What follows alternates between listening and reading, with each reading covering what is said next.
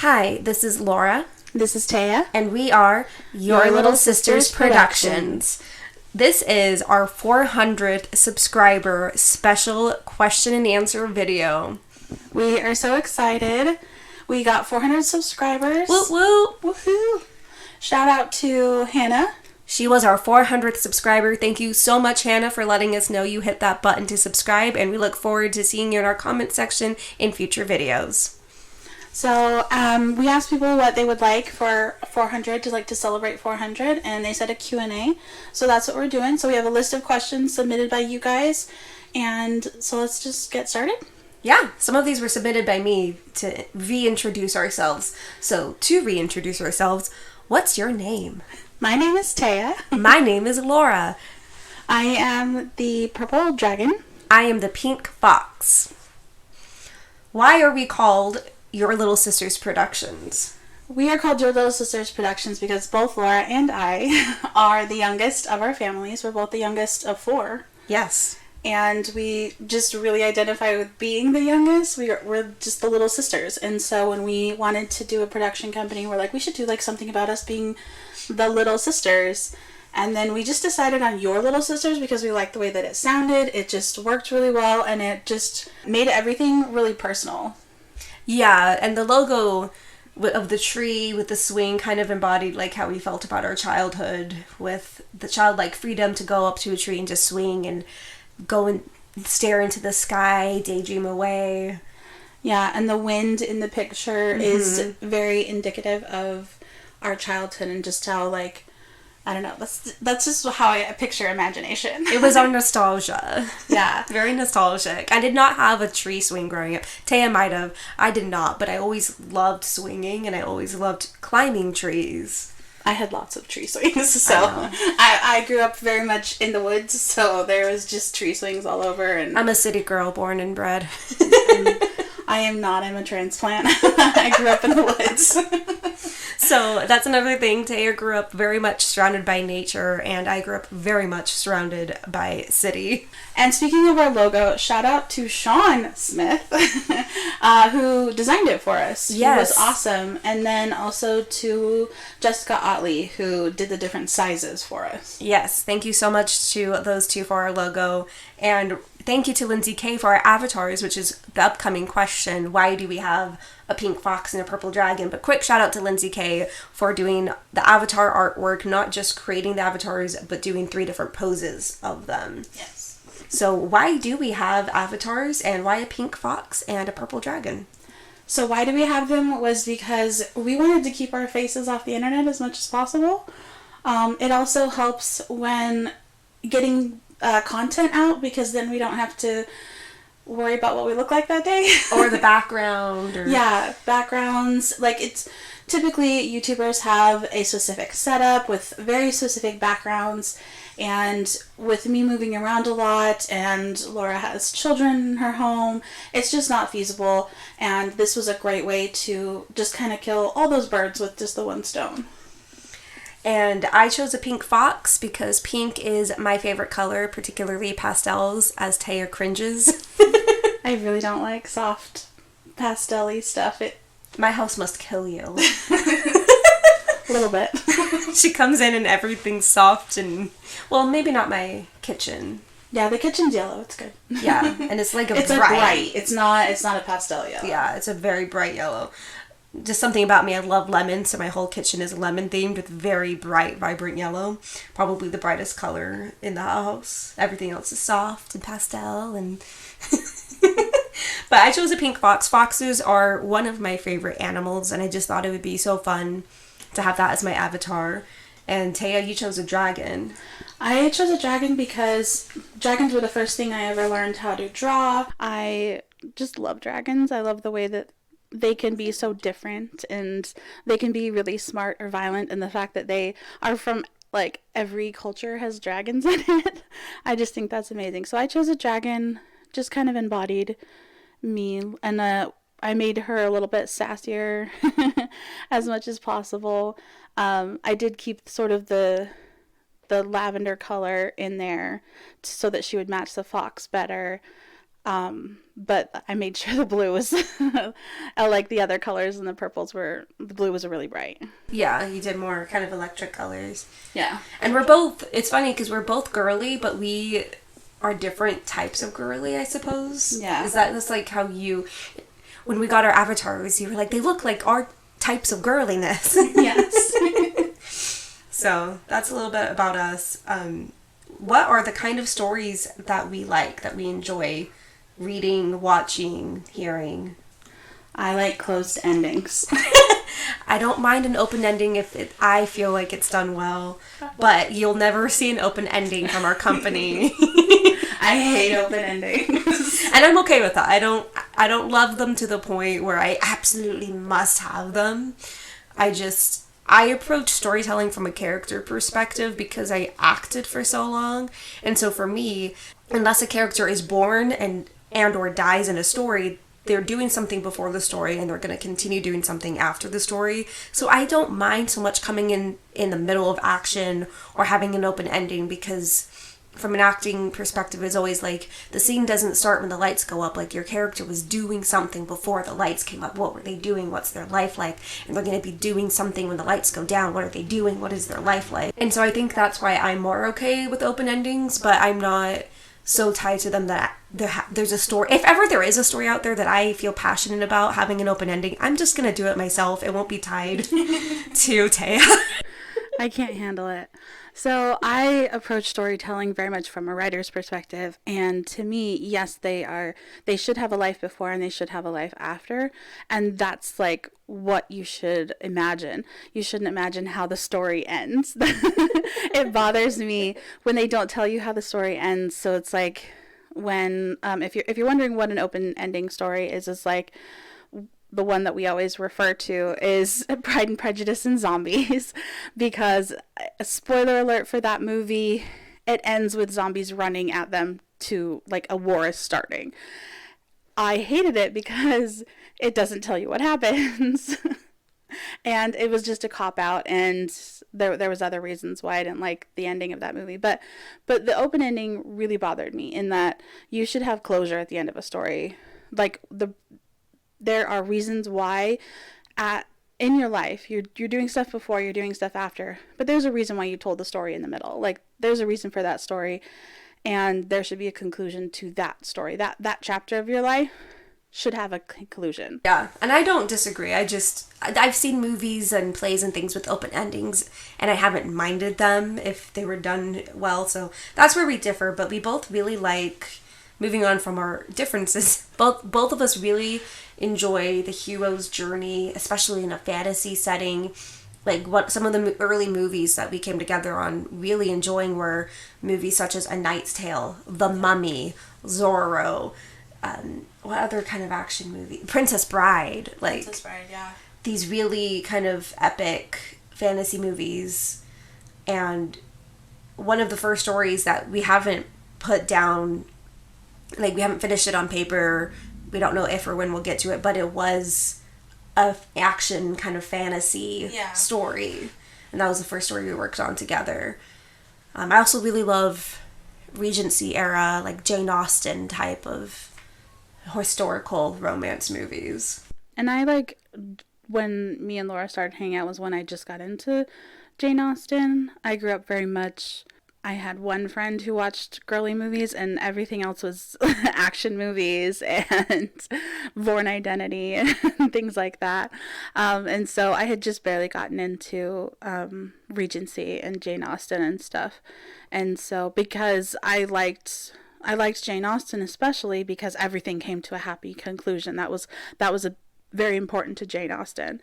And so that's why I love her books, as opposed to other Regency stories that we won't talk about that I don't like, that have open endings or just don't have a hero that you can root for. We also, another similarity between us is we both grew up with dads. Now, my dad wanted to be a cowboy.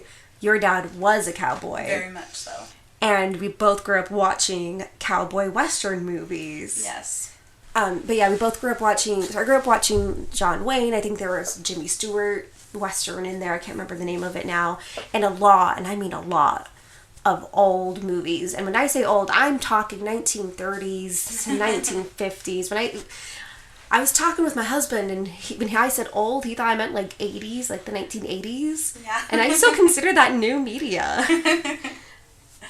But because in my mind, especially after taking film class, I'm like, film started really gaining traction in early 1900s. Like, I think 1890s is when they could start making them. Mm-hmm. And then, anyway, a little bit about me. I took a couple film classes in school, but I grew up watching a lot of old movies and also British sitcoms. My parents really enjoyed British sitcoms. And so when I was younger, sometimes people thought I was British because I would use slang from the UK because I watched sitcoms from the UK. See, and it's amazing that I like don't have a cowboy accent all the time. like I do say y'all. If you've ever listened to our podcast, I definitely say y'all. And there are certain things that I don't realize are like countryisms until someone points it out to me. But yeah, my dad was definitely a cowboy. John Wayne, the Duke, was, revered in our house for sure. The music too, Johnny Cash. Johnny Cash. That was big in both our childhoods. Yeah. All those old... All the Johns. Yeah. So that's a little bit about it. We had a little bit of similarities growing up. The difference just being my dad wanted to be a cowboy and was not. My grandma told a funny story that there was like a 6 to 8 week period when he was maybe 3 or 4.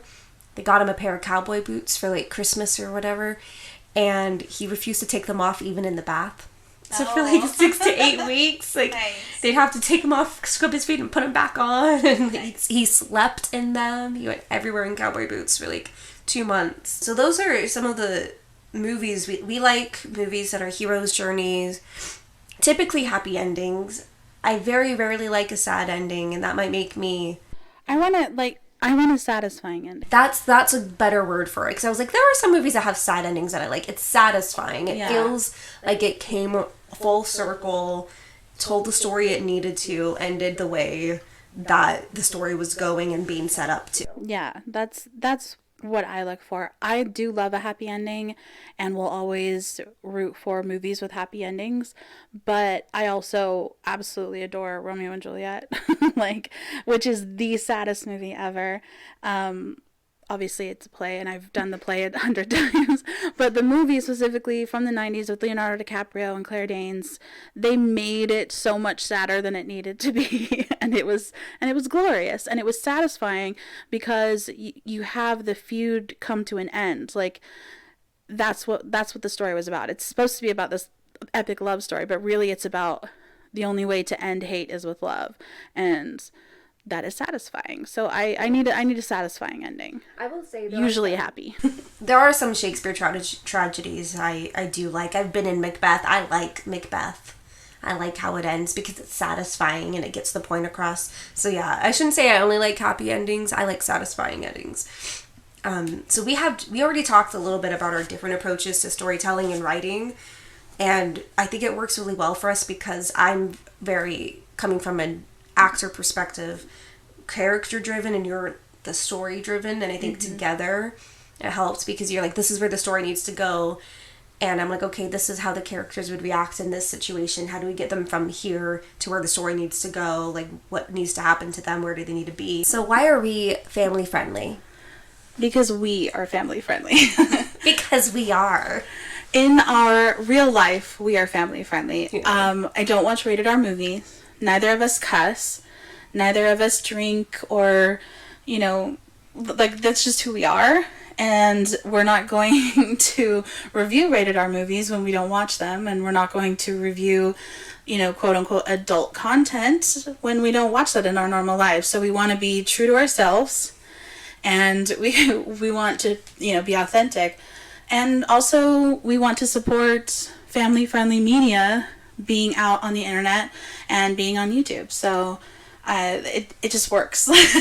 There is a decline of media that families can sit down and everyone enjoys. I'm not saying it's not out there, but I do think there has been a shift toward more specific targeted audiences in entertainment instead of the whole family can sit down, and especially for tweens and teens, that doesn't talk down to them, nor is too mature for them. And when I say mature, I'm not just talking about explicit content. I'm talking like dealing with mature themes, watching adults play children, which is just a whole other thing. And we wanted to be a source for good in that the whole family can enjoy. And I feel like we keep our age range about 11 or 12. Like, younger kids could listen. We don't put anything explicit in it, but it would be entertaining, I would hope, for 11, 12-year-olds and up, all the way up through adulthood. Yeah, exactly. We wanted to be a place where you could listen to anything on our channel and be safe to have grandma in the room or, you know, the kids in the room. But also, we just wanted to be ourselves. Yeah, we want to create good stories, fun entertainment, the kind of stories that we grew up really loving. I mean, my favorite movies of all time are Lord of the Rings. And if I ever came even just a tenth close to the wonderfulness of those movies, I would consider that I had succeeded in my life. Like, those are the pinnacle of filmmaking to me. So much went right on that set. It really did. And the original Star Wars trilogy I grew up watching. We have a podcast on all of our Star Wars if you want We it. do. Those were the first podcasts we did for Star Wars. That's how much we love Star Wars. We did all 9 movies. So what are our goals ultimately for our channel? So ultimately, obviously, we want to be billionaires and do whatever movies we want. Mr. Beast filmmaker Yes. level. But really, I think for our channel is we want as many subscribers that want to be here and want clean content. We want to have audience participation and kind of build a community here on YouTube. And we also want to get to a point where we are doing this full time. Yes, absolutely. Our short-term goal is to get to 1,000 subscribers, because if you don't know, on YouTube, once you get to at least 1,000 subscribers and hit a few other metrics, which I think naturally kind of come once you hit that goalpost, you can start getting AdSense and maybe sponsorships. I don't know when sponsorships come. I think they come when they decide that they want us. Whenever they want. But our goal would be to be able to make money and have this be a career for us. We have a Patreon. Why is it under Taya's name? So I'm an author, and I started a Patreon so that I could have a website where I could write freely, and also so I could eventually sell more books on there. And so I created a Patreon to give people perks for that. And then when we decided to do our podcast and our channel, we wanted to start a Patreon for those. However, we didn't want to have to do 2 separate Patreons and try and keep track of them. We didn't feel like we would be splitting our time wisely, and so we just have a tier on there that is specifically for this channel, and it is $5 a month. You can support us. All of that money goes to either paying our actors for our audio dramas, it goes into our equipment, it goes back into the company. Yeah, 100% it does. So that's why the Patreon is under Taya's name, if ever you're wondering. What has kept us motivated? Honestly, this is a release from all of the crap that's going on in life. I think I don't really have an issue with being motivated to do this, because I feel like this is my motivation to get through other things in life, is to come here and talk about things that I love and the movies that I love and the stories that I love, and getting to talk about storytelling. Working with Laura has always been something that I look forward to. So I feel like it's not us being motivated to do the channel. It's the channel is our motivation to do other things. Like, okay, well, we got to get through work so that we can work on our channel. People don't have to listen to my rants about TV shows and movies. I can just put it on YouTube now. And it's funny, my family and I are very different in our interests and everything. They're very, very supportive. They're wonderful. They're just so different. And so if I were to bring up a show or a movie that I watched, it would either be they hadn't watched it because it's not in their wheelhouse of interest, or we have just vastly different opinions, which I love. I love hearing people's different opinions and perspectives, but I like being able to go on and rant. Mm-hmm. And I don't want to like rant to someone about something that I didn't like if they really like it, or if I really liked it and they hated it. You know, I don't want to. Well, and I love dissecting stuff, specifically with you, because we approach things very differently, but we always find a way to like to come to a conclusion that works. Yeah. And when we're coming up with stories that works, but even when we're just talking about it and we're talking about, you know, a movie she didn't like or I liked, or, you know, like vice versa, we can always come to that conclusion of like, this is why I like it and this is why I don't like it, and that's okay. Like, so it's, yeah, we respectfully disagree. Whenever we do disagree, it's always respectfully. And when we're doing videos, like by ourselves separately, we can always talk to each other and be like, what is this, and how do you see this, and then we have sort of the devil's advocate, so we can look like, even though our videos are individuals, we have like both sides of the story. Someone asked, are there any movies or shows you'd love to explore deeper? I've always loved Gilmore Girls. I grew up watching it as it aired. That might age me a little bit, but I grew up watching it as it aired with my mom. We both have been fans of it from the beginning, and at the time of this recording, I have one video on Gilmore Girls done. I'm working on another one. I'd love to go deeper into Gilmore Girls, maybe even Buffy one day, Firefly. I do love Firefly. Firefly is amazing. If you haven't watched it, Parents advised, probably not for little kids. Definitely look up content stuff to see if it's okay for your family, or if you can watch it on your own. But Firefly is a great show. What would you love to explore deeper? I mean, we've talked about the Marvel movies. I think the content has like gotten so out of hand that I don't know that we could do all of it, but maybe we could do like all of Phase 1, and just kind of stop there. But we've talked about the Marvel movies. I love superheroes. I've always loved superheroes. DC. I just started. I had only seen a couple DC movies before, and I liked them. Like, I saw Wonder Woman, and I liked Wonder Woman. I like Wonder Woman. Unpopular opinion, I saw Shazam, and I liked it. I like Shazam too. I have not seen the second one, but I like Shazam. But before, like, the last couple weeks... Oh, and I saw Suicide Squad, the first one that came out with Will Smith in it. Mm-hmm. I saw that one in theaters. I did too. And then I think I saw Aquaman, I don't even know how long ago. But I wasn't like... to do Aquaman. I wasn't like into the DC as much as Marvel, which is funny because I definitely grew up watching the Christopher Reeve Superman and the Michael Keaton and Val Kilmer, George Clooney, Batman. Disclaimer, George Clooney. Disclaimer, George Clooney. Great actor. Weird movie. And so it was weird that as I got older, it was more Marvel that pulled me in than DC. I think that happened to everybody, though. To be fair. Marvel really took over cinema for a while there because they just kept coming out with amazing movies, and now they're... That's a whole story. Yeah. Which a lot of people have covered. Yeah. There's definitely content out there for all of us Marvel lovers, and if people want deep dives. So that's kind of why we haven't gone into it. There's already so much out there. And there's even a lot out there about DC, I'm sure. But I decided I'm going to start at the beginning with Man of Steel and just watch through. And so that's my journey right now. So that's something I think I would like to talk about. Maybe not DC and Marvel specifically, but superheroes specifically. Yeah. That's kind of where I am too. I would love to do superhero movies and deep dive more into those. Also, just like finding new movies that I haven't seen before, or going into... Because mostly what we did on our podcast was we looked at movies that should have been really good and weren't. Missed opportunities and what they were. So any movies like that, I would love to deep dive into. So suggest stuff. Let us know. Any family-friendly movie that you think is really good or you think should have been really good, let us know and we'll look into it. Which is another question. Can people suggest movies for you to watch? You can. We do hold the right to not watch it, even if it's PG-13 or lower rated, depending on content or certain content that is specific to us that we don't enjoy, I guess is the best way to say it. I hate to say trigger warning because it's not really about trigger warnings. It's just about, there's a couple subjects that I don't watch. I don't read. I don't go near. Yeah. And it doesn't matter the rating of the content. I don't touch it. And that's just a me thing.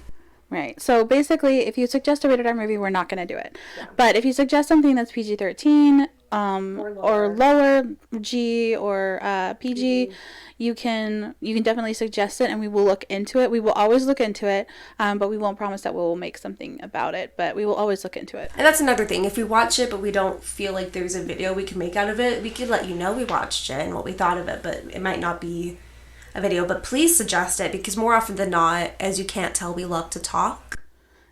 So We would love to talk about why we won't watch it. are there any movie sequels you're looking forward to in the coming years?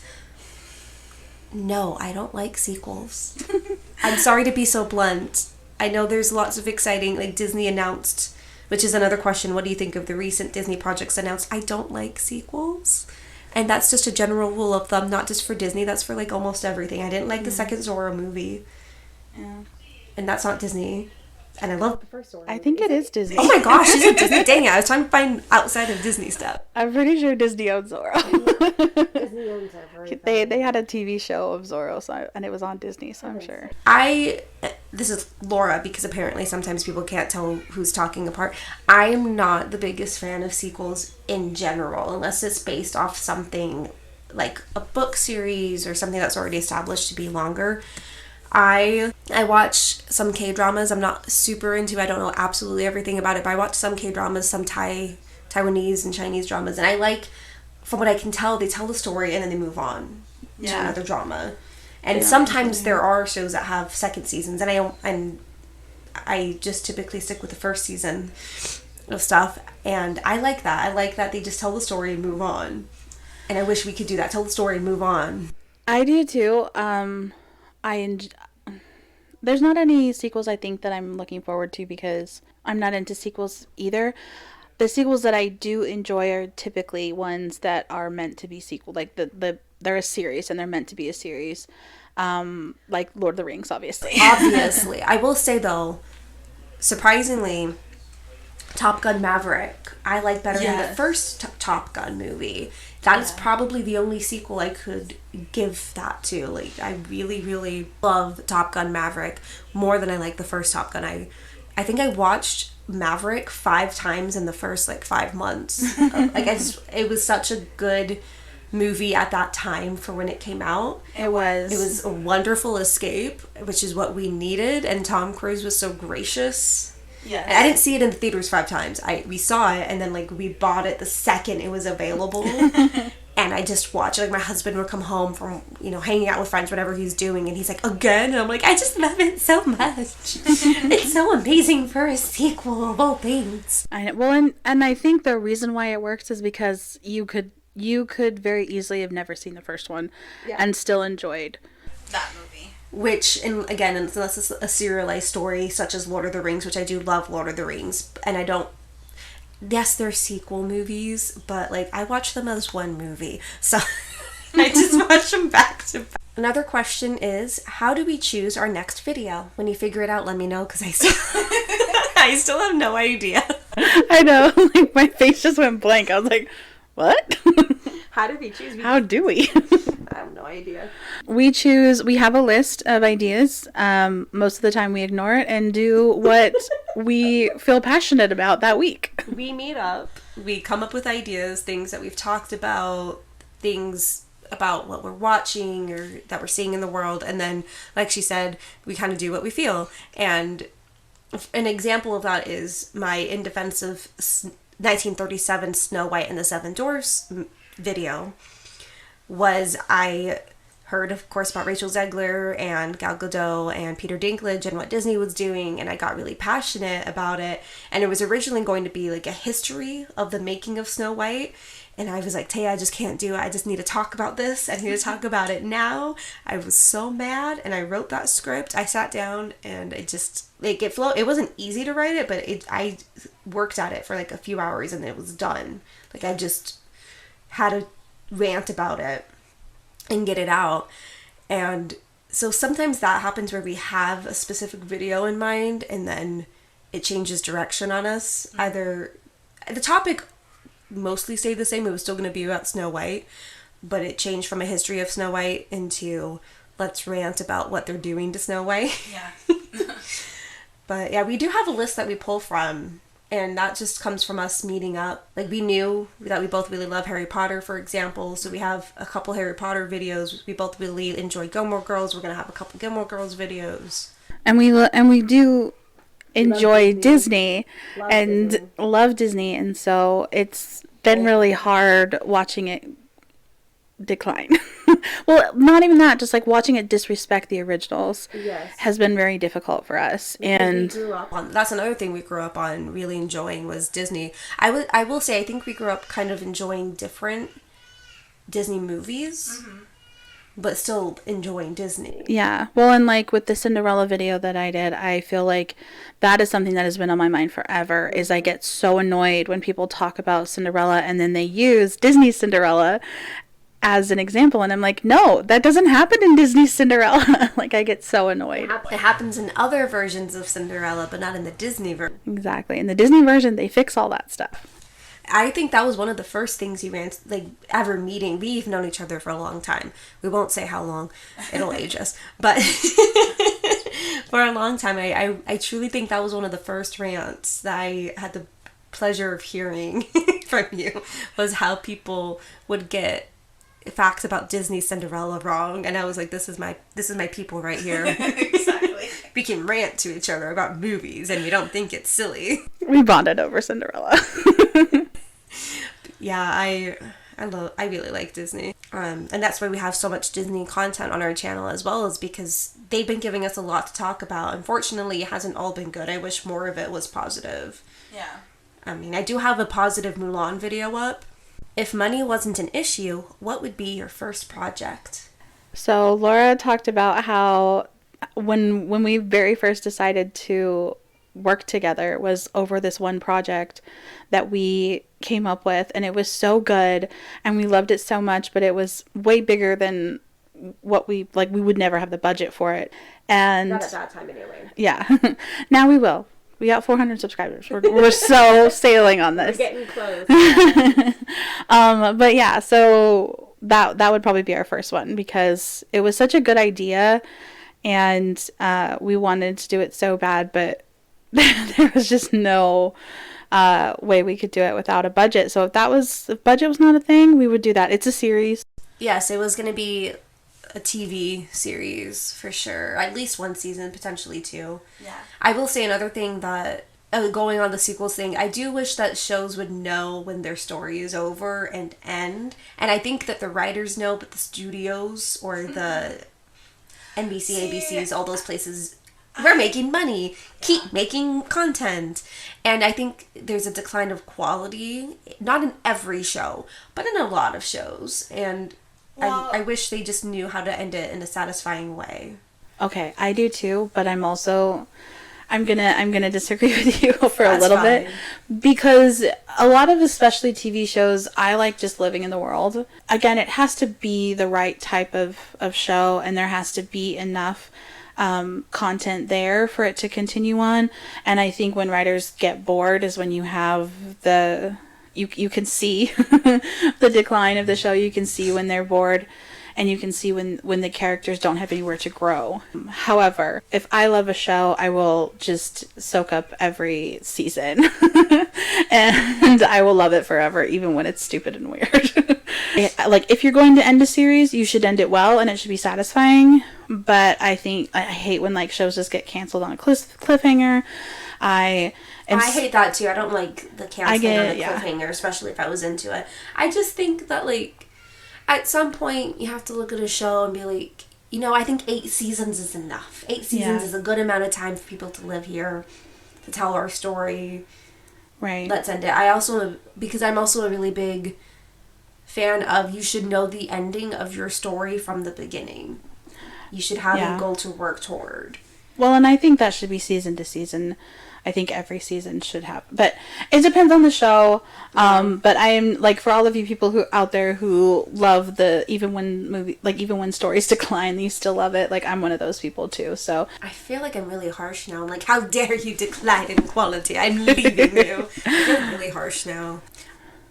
So we started this, and then we had to switch recordings of what do we think of the recent Disney projects announced. We kind of started talking about how we don't really like sequels, but specifically with Disney, I don't have too much faith because, and I kind of said this in my Wish video when I reviewed Wish, Marvel has disappointed me in the last couple years. Star Wars has disappointed me in the last few years. animation was really the only thing left that I was having any hope, because I did like Elemental. I didn't think it was the greatest movie ever, but not every movie needs to be the greatest ever. I liked Elemental. I liked Encanto. I was hoping that we'd have at least something like that come out, and it didn't, and so it kind of just snipped my hope. Like in Hercules, when they snipped the little string, that's what I'm thinking. Like, that was my last string, and the fates came and snipped it away. I would love it if any of the upcoming projects were good. I will say though, I almost don't care what they do with Toy Story 5, because I wish they had ended it at 3, personally. I wish they'd have ended it at 2.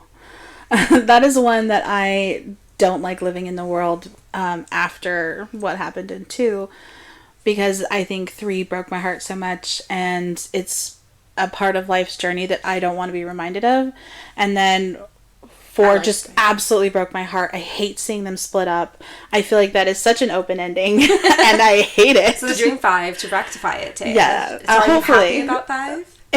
If they rectify it and they come back with Andy and it's Andy's kids, absolutely. I am all for that. If they keep Buzz and Woody separated, I will hate it. Moana 2, I do love Moana. I really liked Moana. I know, Taya, I liked it. Everybody likes it. It is, they came out, Netflix came out with a list. It is it wasn't Netflix. Streaming services came out with a list of the most streamed movies ever. Moana won by a landslide. My children would not, well, I shouldn't say children. At the time, I only had one child. My child, at the time, because I only had one at the time. And not only just mine, but I knew moms of children around the same age. They wanted to listen to nothing but Moana. They wanted to watch nothing but Moana. They wanted to play with Moana toys. Moana, and I liked it better than Frozen, and so I was like, yes, get into that. And I worked at a children's music camp the summer Frozen came out, or right after Frozen came out. Whenever Frozen came out, I was there in a children's music camp. Let it go. No, oh my goodness. I was so on board with Moana. I liked Moana, but I'm not excited for the sequel. I don't trust them. I was never enamored with Moana. I thought it was fine. I love The Rock, which was my motivation for watching it. And he does do a fun job in it. Yeah. He did a lot better than I thought he would in that type of role. Yeah. I think he did good, and I think it's perfectly fine. I don't think I like the music as much as everybody else, and I think that really painted how I feel about it. Also, I'm a sucker for a love story, and there's no love story, so... I will say the music isn't my favorite. Like, even though my child liked the music and everything, when I think of Moana, the music is actually one of the last things I think about. But I grew up watching a lot of classical musicals, and so I don't tend to like contemporary musicals very much, and Disney is leaning more into contemporary musicals. I think the most recent quote-unquote musical that came out that I actually really enjoy the music from is Encanto. I like the music in Encanto better. I I like Encanto more than I like Moana, and it doesn't have a love story. I will agree with you about Encanto. I like Encanto more than Moana because I like the music in Encanto a lot more as well. But I also like the story. Yeah, the unfortunate thing is, as much as we love Disney, I'm hopeful. I would love it if any of their projects that they announced, the new Zootopia, the new Toy Story, the new Moana, came out and were just amazing and went back to what made them. I want to talk about why I'm not excited for sequels, because I really, really liked Zootopia. And it's one of those shows that I just think I can put on and not worry about anything. I know I'll like it. I am so excited for a sequel. However, there is a documentary about Frozen 2 and the writing of Frozen 2 and how they came up with it. And it frustrates me to no end that they are like proud of this, that they put a documentary on Disney Plus talking about their process of making Frozen 2.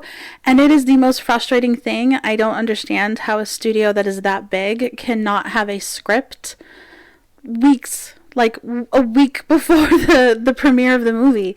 I was so just unimpressed with how they handled Frozen 2. And I was not a fan of the storytelling in Frozen 2. It was very convoluted.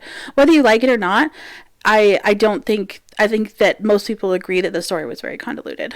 And that's because they didn't have a script, they didn't have a direction for the entire time that they were working on the movie. And it really showed, and that's why I don't have faith in something like Zootopia 2, because as much as I love Zootopia, I don't think that they are putting their best foot forward with their sequels, and that worries me because I really love those characters. I really love that world. I want to, that's one that I want to be in it again, but I don't trust them to give me a story that I'm going to like. So I think the person who asked that is really excited for all those projects, and I really, really hope that that excitement proves us wrong, because I would rather there be good entertainment than bad entertainment. For as much as we rant against the bad stories, we want there to be good entertainment out there. Left from Ariana. Thank you so much for submitting questions. How did we come up with our Dragonborn audio series idea? Taya, how did we come up with our Dragonborn audio series idea? What did we do first? Okay, so we knew we wanted to do an audio drama. We knew we wanted it to be fantasy because, hello, dragon. Right. It's our thing. Yeah. And we wanted to do something along the lines of like The Mummy and Indiana Jones. So we wanted to do like an adventure. Then we wanted to do like a quest. We wanted music. Yes, we wanted music. We had really great singers for our actors, and we wanted to utilize that. And the best way to do that without writing music or trying to get copyrights or anything was sea shanties. We utilized our actors, and that was amazing. They did such a good job. We seriously have the best voice cast ever. We do. They're insanely talented. Thank you so much for working with us. Subscribe to our Patreon so we can pay them. Exactly. Yes. Our voice cast inspired a lot of it. So we asked them what accents they could do, and what they were comfortable with, and we got inspired by each character kind of got inspired by the voice actor. We had one girl, Tony Bow, who we had worked with before, and she really wanted to be a villain, so we wrote her a villain. And we had someone who didn't have a lot of experience, and so we're like, let's give them something to dip their toes in the water. Yeah, and it created this amazing character, and she did so good, and it was like, it was spot on. It Yeah. really was. It was absolutely And it added genius. humor into our story. Yeah. So effortlessly, which is, again, like our voice cast, they get along, they have great chemistry, they're amazing, and they inspired a lot of the characters, and then that led the story forward. Once we knew who was doing what, here's how they act, and here's how we want it to end, it just kind of, the adventure comes from there. The adventure came from there, and I have no idea how we came up with it being like a competition, and then a fake competition, and then like a real competition, and Many meetings, several meetings. We probably have notebooks somewhere of like the stages and lists and everything. But once the story is up and done, it's kind of hard to remember what we wanted before, because we have the end products there. Just to plug, we are going to be doing another audio series at some point soon. We are currently writing it. We are hoping that the same voice cast comes back. We love you. They've already agreed to it. They're locked in. They said they'd be there. So we are doing another audio series. It will not be sea shanty ship, but it will still be fantasy. We're super, super excited for it. We think that we had a lot more input from the actors this time, even more than the first time, now that they kind of have a feel for our writing style and what an audio drama can be like. And so I think it's going to be amazing. So if you have no idea what we're talking about, we have an audio series named Adventures of the Dragonborn. It's what it sounds like. It's an audio series. It's a story with voice acting and sound effects. And there are 3 episodes, 3 videos on our channel, and you can check them out right now. They are family friendly. We have no explicit content whatsoever. But as always, if you're a parent, you know what your children can handle. We always want to... There is violence in it, but it's not horrible, like graphic. Yeah, it's an audio drama. It's an audio drama, you get what you get. But there is but it's adventure. So there's adventure. There's fight scenes, and there, betrayal and comeuppance and stuff like that. So. Bit of a romance. A bit, yeah. A little bit, just sprinkled in. So we do have a next one coming soon. We will let you guys know any more information on that once we have gone further with that project. But just know that we are not ending our audio dramas. We are going to continue doing them. And the premise for it, just to get you guys excited, is noir fantasy. So remember those old noir movies, the black and white kind of detective-y stuff, and also fantasy. Again. And this time, it's all villains. Everybody gets to be a villain. You get a villain. You get a villain. I'll get a villain. So villains, noir fantasy. So look forward to that, and we will have more coming up for that. What was it like recording the audio drama? This is our last question. So Crowded. Yeah.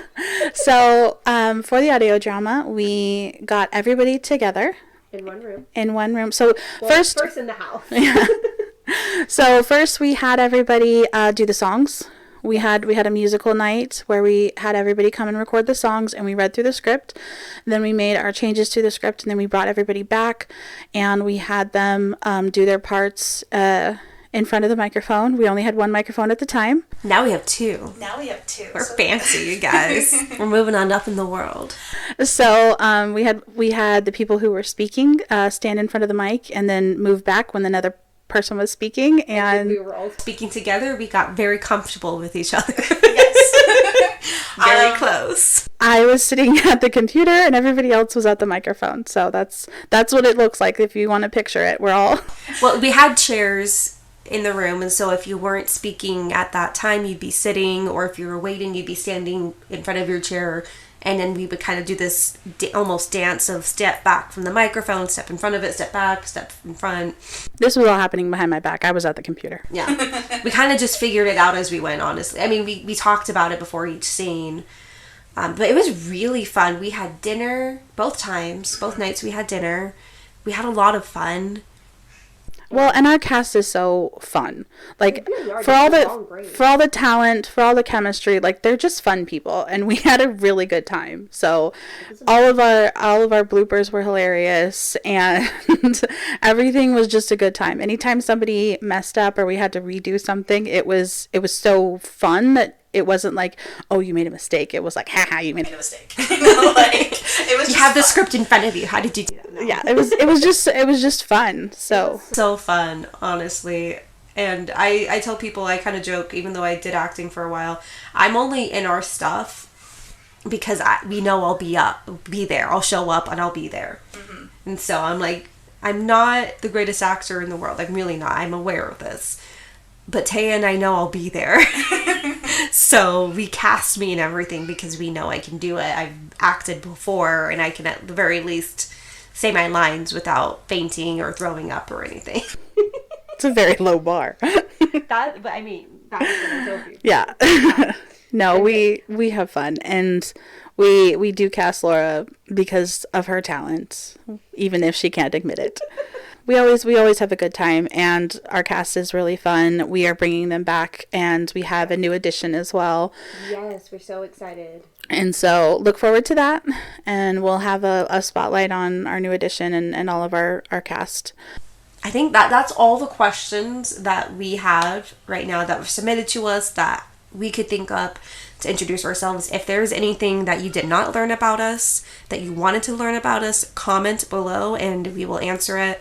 So long as it's not like crazy personal or something. Let's not be We don't want to be too personal.